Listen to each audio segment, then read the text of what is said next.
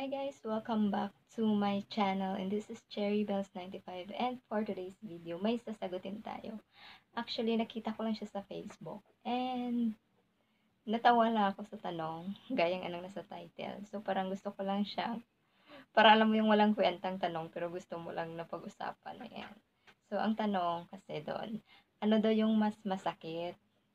Yung pag yung pagmamahal na hindi nasuklian o yung utang na hindi binayaran. Ayan. Ano kaya yung mas masakit? Ayan. Para sa akin, ito na naman ako sa para sa akin. Para sa akin, mas masakit yung utang na hindi binayaran. Kasi yung pagmamahal naman, minsan talaga ini-expect natin na kapag mahal natin yung isang tao, hindi naman kasi lahat ng pagmamahal na susuklian eh. Parang given na yun na kapag nagmahal ka, porket mahal mo yung tao, dapat mahal ka rin. Hindi naman natin kontrolado yung feelings ng ibang tao, di ba? So, parang normal lang yun. Tapos, di ba, kapag nagmamahal ka naman minsan, dapat, di ba, kapag nagbibigay ka ng pagmamahal, hindi ka rin dapat nag-expect na ibalik yung pagmamahal na ibinibigay mo. Ganon. Pero yung utang, guys, masakit talaga yun. Kasi pinaghirapan mo yun eh. Pinaghirapan natin yun, yung pera, nagpakapagod tayo sa pagtatrabaho, tapos pinautang natin dahil kailangan nila. Tapos hindi mo lang tayo babayaran, ay ang saklap, yun yung pinakamasakit. At lalong-lalo na sa panahon na walang-wala ka na talaga, na kailangan mo yung pera. Tapos umaasa ka doon sa nangutang sa'yo na magbabayad sa'yo. Tapos hindi ka babayaran. Minsan, ikaw pa yung nagpapautang, tapos ikaw pa yung nahihiyang maningil. Yun yung mas masaklap talaga. And lagi ko talaga nang i-experience sa dami ng mga taong umutang sa akin.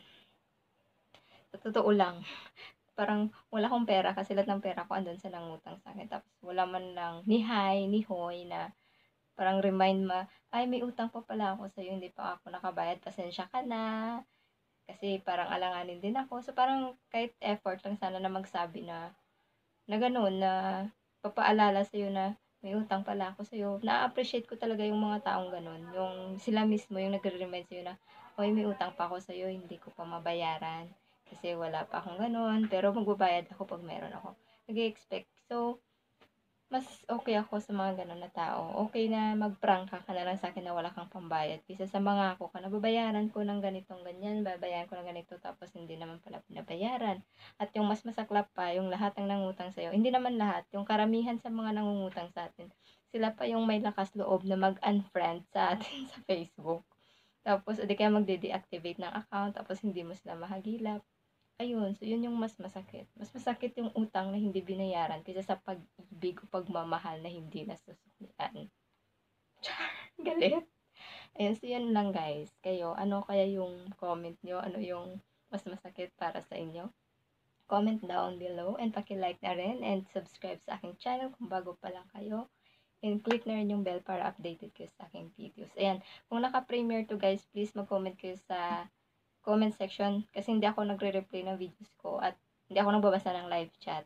So, bihira lang din ako mag-open ng YT kapag nag-upload lang ako, saka lang ako nag-open. So, kung sino lang yung nakikita ko dun sa comment, yun lang yung minsan pinapanood ko yung videos na babalikan ko. Ayan, kasi hindi na ako masyado nag-active talaga. Nag-upload na lang ako ng upload pero hindi na ako yung ano. So, yun. Thank you so much for watching. Please don't forget to like, share, comment, and subscribe. Ingat kayo lagi. Pinagpawisan ako. Kasi nga, enough ko yung fun ko dahil para walang ingay. Thank you. Ingat kayong lahat. Bye-bye.